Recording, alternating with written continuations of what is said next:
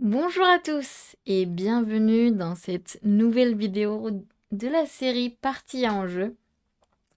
Il s'agit de la 7e ronde du tournoi à normes de EMI du barreau de Paris.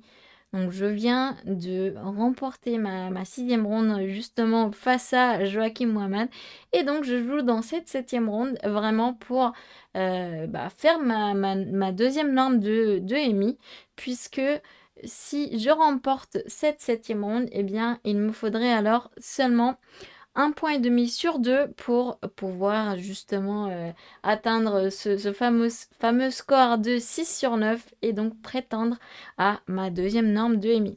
Alors évidemment sur le papier, cette ronde est particulièrement compliquée parce que non seulement j'ai les pièces noires, mais en plus de cela, je joue contre le meilleur joueur, en tout cas sur le papier, du tournoi, puisqu'il s'agit du EMI ukrainien Yevgeny Rochka, donc Yevgeny qui est classé 2501, joueur extrêmement redoutable. Bien entendu, ce joueur va chercher à me battre, puisque il a quasiment 300 points de plus que moi.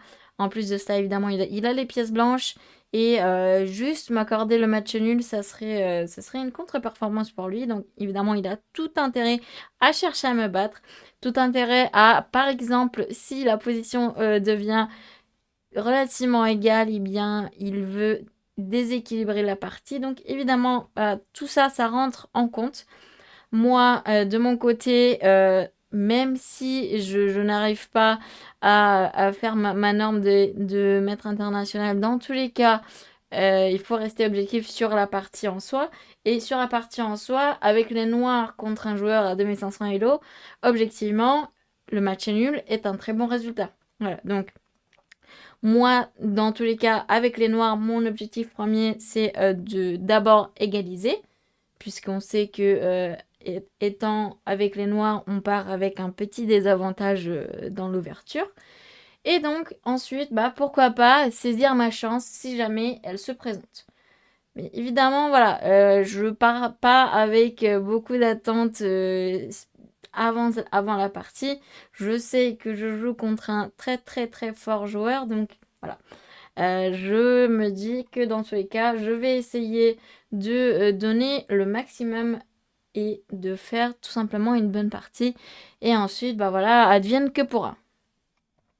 Du coup, c'est parti. Le joueur ukrainien commence avec D4.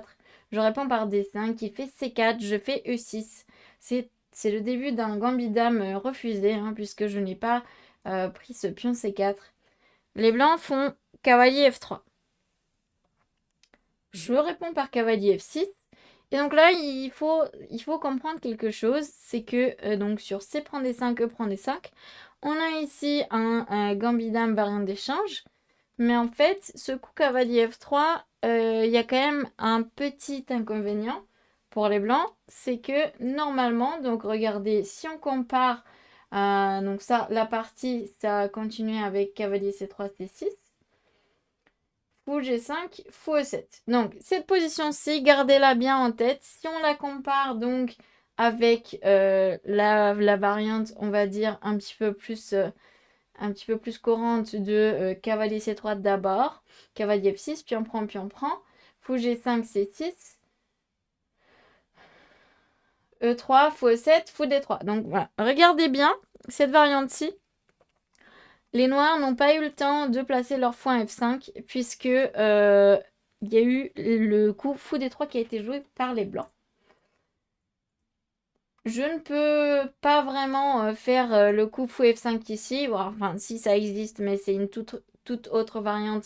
Sur le coup fou F5 ici, il y aurait le coup dame F3. Ensuite, le coup qui est généralement fait ici, c'est le coup fou G6. Évidemment, le fou est attaqué. Mais alors, j'accepte de me faire doubler les pions. Et étant donné que je n'avais pas vraiment envie de jouer cette position-ci, donc avec les pions doublés, certes j'ai la paire de fous, mais les pions doublés, faiblesse structurelle, etc. Contre un joueur de son calibre, voilà, je n'avais clairement pas envie de jouer juste pour deux résultats avec le Nord, on va dire. Donc c'est pas du tout le type de position que j'avais envie de jouer ici. Donc du coup, en fait ici, c'est pas possible de sortir le fond en F5. donc j'aurais joué fou E7, eh bien là, il y aurait le coup normal de fou D3. Ce qui fait qu'évidemment, je ne peux pas sortir mon fou en F5. Ok, donc retenez bien cette position. Et on la compare du coup avec la position de la partie, donc qui est comme ça. Donc à la place de E3, il y a eu le coup cavalier F3. Ok. Donc moi j'ai fait le coup fou E7. Et donc là, il y a dame C2. Potentiellement pour m'empêcher de faire fou F5. Sauf que, en fait, ce n'est pas pareil parce que le fou n'arrive pas en D3 à temps, tout simplement. Ici, j'ai fait le coup G6, qui je pense égalise avec les noirs, puisque c'est vraiment l'un des buts premiers des noirs d'échanger les fous de case blanche dans cette structure dite Carlsbad. Donc dans cette structure, échanger les fous de case blanche est une réussite pour les noirs, parce que eh bien, le fou de case blanche des noirs, on peut dire qu'il est un petit peu moins bon que son compère le fou de case blanche des blancs, puisque la structure au centre est sur case blanche, du côté noir en tout cas. C'est pour cela que le fait d'avoir réussi à échanger les fous de case blanche est déjà une réussite pour les noirs. On peut clairement dire que j'ai tout simplement égalisé avec les noirs au bout de même moins de 10 coups. Donc dans les 10 premiers coups, j'ai réussi tout simplement à égaliser avec les noirs.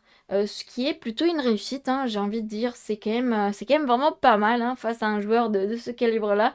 J'étais plutôt contente et je savais que il s'était un petit peu trompé, on va dire, dans son ordre de coup. En tout cas, il n'a pas fait l'approche la plus ambitieuse pour lui. Donc là, ici, sur le coup fou F5, soit on bouge la dame, soit on accepte de se faire échanger les fous de case blanche.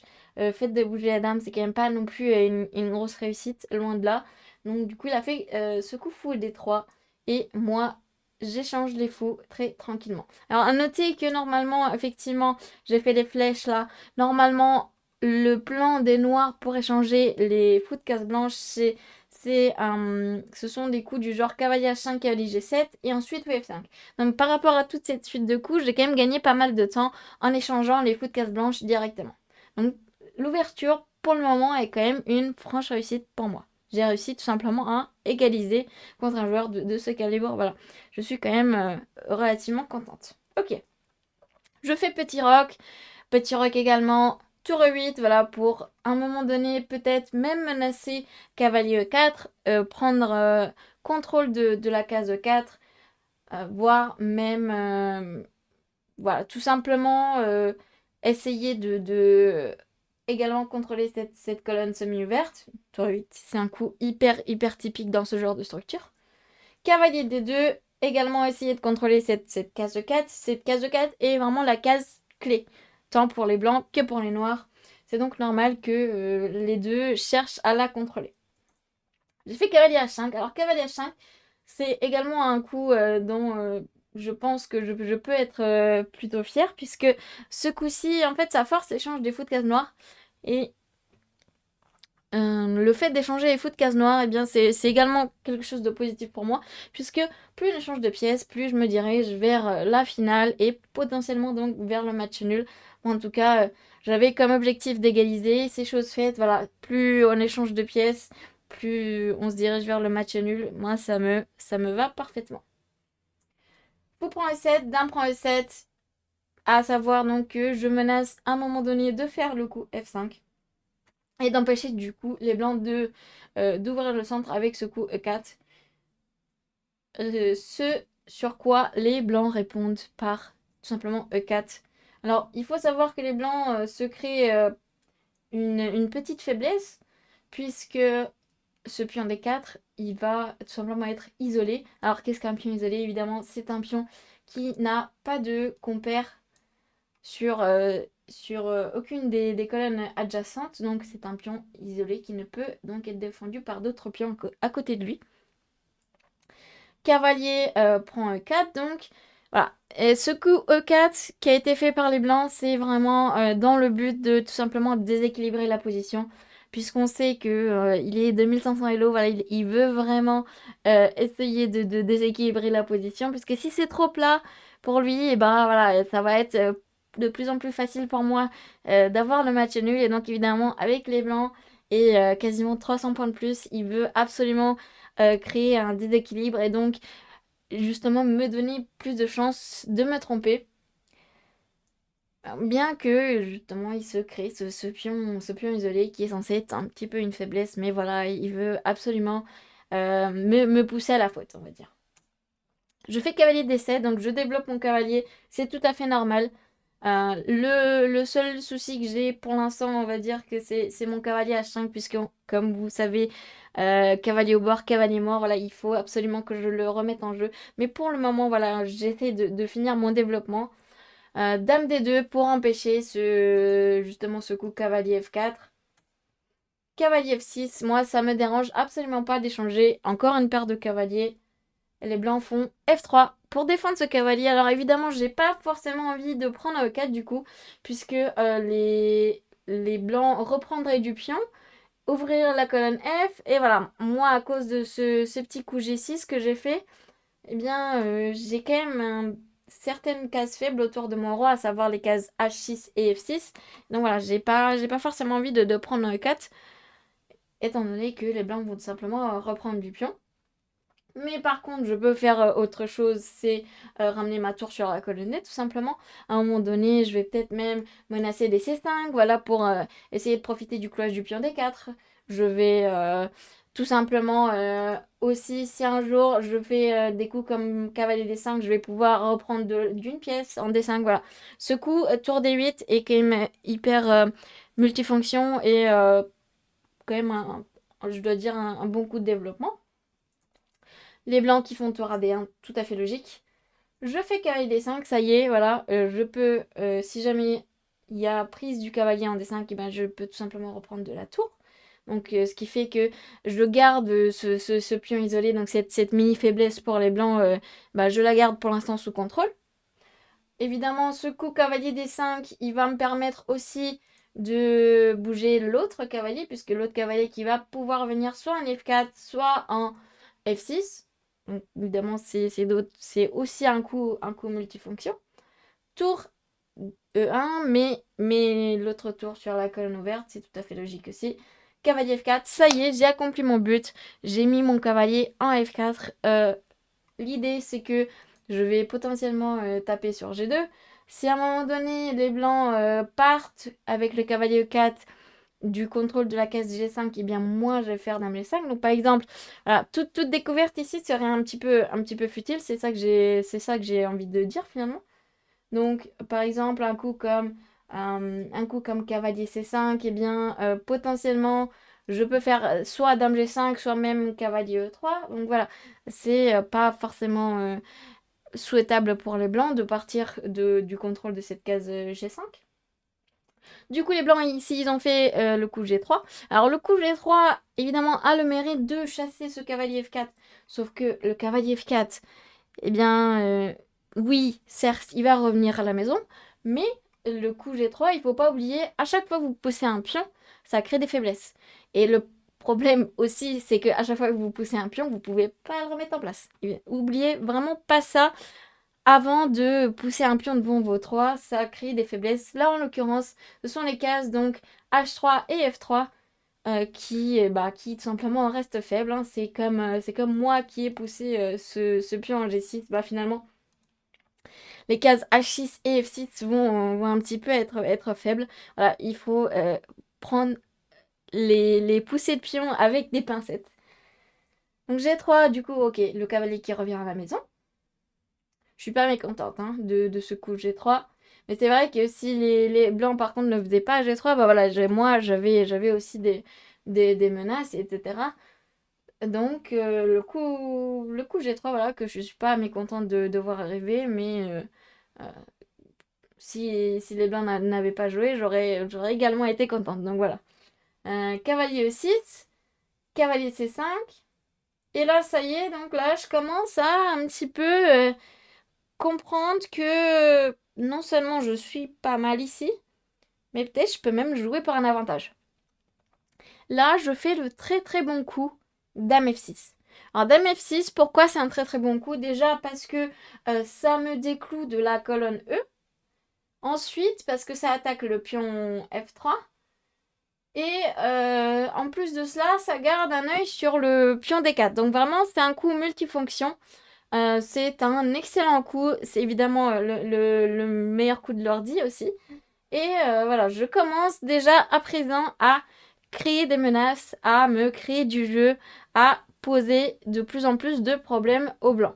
Donc les blancs qui, voilà, se sont sentis obligés de un peu déséquilibrer la position pour me donner la possibilité de me tromper. Bon, pour l'instant, du coup, je suis en train de prendre l'ascendant dans cette partie, hein.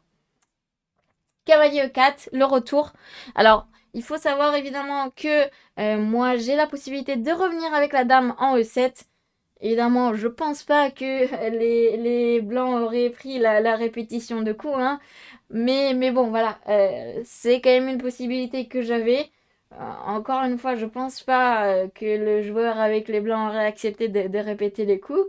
Mais bon, dans tous les cas, là, les blancs, ils ont pas fait de progrès en fait. Ok, mais là, en fait, je me suis dit que je peux être carrément plus ambitieuse. Alors, évidemment, j'ai dit que le pion F3 était attaqué. Effectivement, il est attaqué.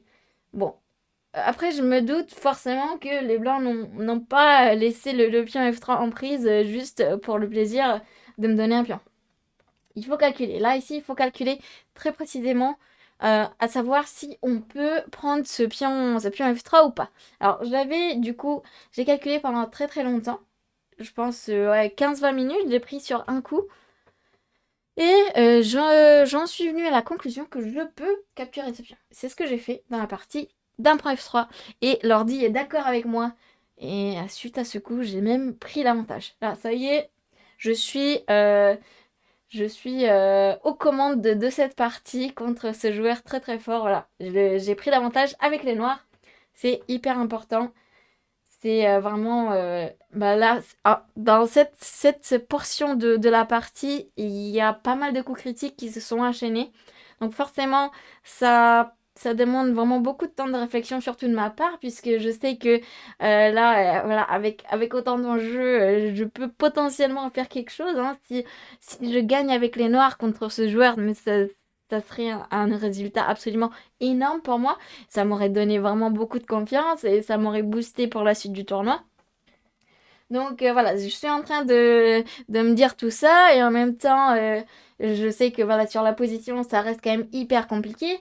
Puisque là, les blancs, ils font Dame H6. Donc évidemment, il faut toujours faire gaffe. Comme je vous ai dit, avec du coup la poussée de ce pion G6, et ben, les cases H6 et F6 sont un petit peu faibles. Et effectivement, donc c'est là qu'on voit justement tout le plan des blancs. En fait, les blancs vont avoir un petit peu l'initiative dynamique pendant quelques coups. Donc moi, il faut que je trouve des coups précis de défense. Alors à noter qu'à un moment donné, donc les noirs vont vouloir faire un coup du genre tour F1 et menacer justement de rentrer sur la case F6. Alors bien sûr, pour l'instant, les blancs ne peuvent pas faire ce coup tour F1 parce que il y aurait dame 3 échec. Bon, j'ai fait un très très bon coup de défense. Justement, en prévision de tous ces échecs en F6, j'ai fait le coup roi H8, qui est vraiment, encore une fois, le meilleur coup de l'ordi. Un super coup de défense. Tout simplement, voilà, c'est de la prophylaxie. Donc, c'est ce qu'on appelle Qu'est-ce qu'on appelle la prophylaxie? Eh bien, c'est tout simplement de prévoir en avance les menaces de l'adversaire et donc de les contrer, mais avant que celles-ci n'apparaissent effectivement sur l'échiquier. Un roi H8. À noter que donc ce coup tour F1 n'est pas possible à cause de dame 3 échec, très très important. Si les noirs n'ont pas cette ressource, bien sûr, tour F1 est une grosse menace. Mais donc il se trouve que dame 3 échec et force l'échange des dames. Évidemment, les blancs n'ont absolument pas envie d'échanger les dames. En plus de cela, il y aurait cavalier prend E3 et fourchette sur les deux tours. Donc évidemment, les blancs ne peuvent pas faire tour F1 de suite. À la place, du coup, les blancs ont fait dans la partie tour D2. Donc, renouvelle la menace de mettre une tour sur la colonne F. Et donc, c'est ici que là, je commence à être vraiment en crise de temps, donc en ce qu'on appelle en Zeitnot. Le terme Zeitnot, c'est un terme allemand qui veut dire en crise de temps. Donc, je commence à voilà, un petit peu paniquer. Évidemment, la menace, c'est toujours tour F2. Et là, donc, malheureusement, ici, à ce moment-là, j'ai gaffé. J'ai gaffé, vraiment, j'ai fait une terrible gaffe. En plus, c'est quelque chose que j'avais déjà pris en compte juste avant, mais bon, c'est quelque chose que j'ai oublié du coup dans mes calculs à ce moment précis de la partie. C'est une ressource que voilà, encore une fois, j'avais déjà envisagée pour les blancs, mais que là, à ce moment-ci, j'avais oublié. Alors, ici, j'ai gaffé avec le coup cavalier DF4. Alors pourquoi c'est une gaffe? Parce que tout simplement les blancs peuvent prendre cette pièce. Et le problème c'est que si je reprends le pion, eh bien il y a, je pense que vous pouvez mettre pause d'ailleurs si vous voulez chercher par vous-même le coup des blancs ici. Donc mettez pause. Et donc ici il y aurait eu dame pour hachette échec. Et le problème c'est que les blancs reprennent la dame avec donc une pièce de plus tout simplement puisque j'avais sacrifié ce cavalier en F4, rappelez-vous. Donc voilà, malheureusement cette ressource, je l'ai ratée à ce moment-ci, même si j'avais déjà vu dans d'autres variantes, mais dans celle-ci, je l'ai complètement ratée. Du coup là ici, dans la partie, j'ai pris un D4. Alors, et je vais vous dire quand même quel était le bon coup hein, à la place de cavalier DF4. En fait, le bon coup ici aurait été cavalier F6 qui est extrêmement fort. Alors, je vais vous dire pourquoi. Non, après, ouais, ça peut sembler un petit peu flou. Mais en fait, cavalier F6, eh bien, ça menace cavalier G4. Donc, par exemple, sur un coup de tour, genre tour F1, normal, eh bien là, je fais cavalier G4. Et le problème des blancs, c'est que cette dame n'a tout simplement pas de case. Donc, on ne peut pas éviter l'échange des dames, ce qui, moi, évidemment, m'arrange, puisque c'est littéralement ce que je voulais faire depuis le moment où j'ai pris ce pion F3. Vraiment, ça m'aurait arrangé énormément d'échanger les dames. Donc, les blancs ne peuvent tout simplement pas éviter l'échange des dames. On aurait transposé dans ce genre de position. Voilà, même si les blancs peuvent pousser, il ne vaut pas perdre ce pion D puisqu'ils peuvent le pousser. Mais voilà, dans tous les cas, on va arriver à un petit peu ce genre de position. Donc, avec tout simplement un pion de plus pour moi. Les cavaliers qui peuvent faire pas mal de menaces, voilà.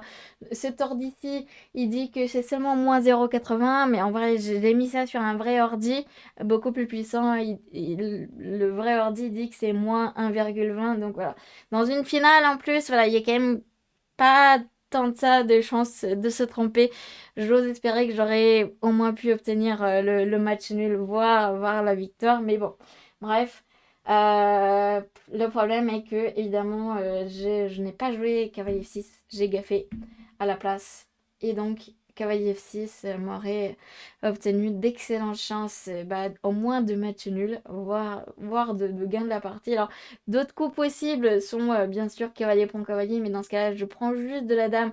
Et en fait, finalement, mon roi est tout à fait en sécurité, hein, puis le pion là attaqué. Autrement, à part cavalier prend F6 et tour F1, il y aurait encore une fois des coups d'attaque de dame comme tour F2 ou comme tour E3, mais pareil, voilà, j'ai toujours cette ressource cavalier G4 et, et ouais, c'est quelque chose que clairement j'aurais tout à fait pu voir. En fait, je pense que je l'ai vu, mais juste, en fait, il y a tellement de trucs à calculer dans cette position.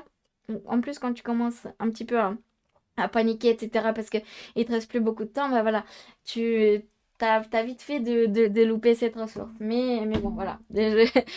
J'aurais tout à fait pu. En tout cas, j'étais clairement mieux avec les noirs contre ce joueur à 2500 Elo. Bon, voilà. Il se trouve que justement, j'ai gaffé au moment où j'aurais pu concrétiser. Bon, c'est la vie. Ce sport est cruel. Ce jeu est cruel. Ce monde est cruel. Bref, cavalier DF4, donc il m'a pris le cavalier. Et là, donc, je me suis dit, oh non. En plus, il m'a pris le cavalier à tempo, genre, il a joué le coup tout de suite. Et je me suis dit, oh non, c'est pas vrai. Bref, du coup, j'ai essayé de me battre encore un petit peu, mais là, c'est déjà trop tard, malheureusement. J'ai une pièce de moins pour pas grand-chose. Donc, j'ai pris un D4. Il y a eu tour F2, dame G4 échec, roi F1, cavalier F3, tour G2. Dame 6, voilà, j'ai pas trop envie d'échanger les dames parce que j'ai toujours une pièce de moins. En vrai, l'ordi il dit que j'aurais dû échanger les dames, mais bon, c'était quand même assez sans espoir. Du coup, je reviens avec la dame. Je me suis dit que potentiellement, je vais pouvoir faire des échecs et tout, mais non, en fait, juste il a trop bien calculé. Je fais cavalier les deux échecs dans l'espoir que, je sais pas, je vais pouvoir faire des trucs sur le clouage là. Mais non, tour prend des deux, il a juste été trop fort. Je prends la tour et là, donc le coup gagnant pour les blancs. Cavalier F6 tout simplement. Alors l'idée c'est que je peux pas prendre le cavalier évidemment à cause de tour prend E8, échec et mat. Cavalier F6, bah, ça attaque à la fois la dame et le pion H7. J'essaye de me débattre un tout petit peu avec cet échec en F2. L'idée évidemment c'est que tout simplement si roi prend, et bah, je vais prendre cette tour avec la dame. Bon évidemment c'est un joueur à 2500 donc il n'est pas tombé dans le panneau, malheureusement pour moi. Donc il a tout simplement fait roi G1 et c'est là où j'ai tout simplement abandonné puisque eh bien je n'ai même plus d'échecs du tout. Donc voilà, c'est la fin de cette partie pour moi. J'étais si près, j'étais à ça. Je sais pas si vous vous rendez compte. Ouais, bon, c'est pas passé cette fois-ci. Je suis quand même contente d'avoir fait une très bonne partie face à un joueur de 2500 Elo avec les pièces noires. Voilà. Ça arrive. On peut malheureusement pas tout avoir. J'espère que je l'aurai un jour quand même. Mais ouais, le plus important, on va dire, c'est que j'ai fait une bonne partie. Bon, c'est vrai que de toute façon, c'est un joueur de 2500 Elo, donc en soi, c'est pas si grave de perdre, hein. Mais c'est surtout, vu le déroulement de la partie, je l'ai un peu à travers de la gorge. Bref, voilà, c'est le jeu et donc c'est aussi évidemment le fait de jouer des parties en jeu comme ça contre des très forts joueurs. Évidemment, on va en perdre plus d'une. Et ben bon, voilà, faut accepter de vivre avec. Donc, je vous dis du coup à très bientôt. J'espère que cette partie vous a plu. En tout cas, j'espère vous avoir fait vivre bah, autant d'émotions que moi j'ai eu pendant la partie. Bon, malheureusement, ça s'est mal fini, mais et voilà. On se retrouve du coup très très prochainement pour une autre vidéo des parties en jeu. À très très bientôt!